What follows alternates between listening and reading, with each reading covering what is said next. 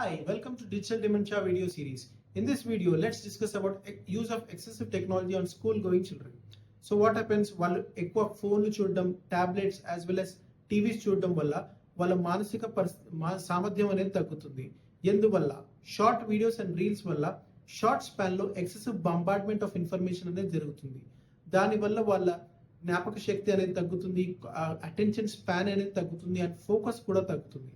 దానివల్ల ఇండైరెక్ట్లీ వాళ్ళ problem solving capacity అనేది తగ్గుతుంది, క్రిటికల్ థింకింగ్ అబిలిటీ అనేది తగ్గుతుంది, యాజ్ వెల్ as ఫోకస్ జ్ఞాపక శక్తి కూడా తగ్గుతుంది.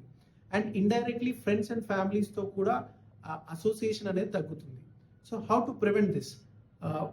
Encourage them for outdoor activities, cultivate new hobbies, as well as interact with families and friends. Thank you. Do watch our digital dementia videos on other age groups like middle age and teenagers. Thank you.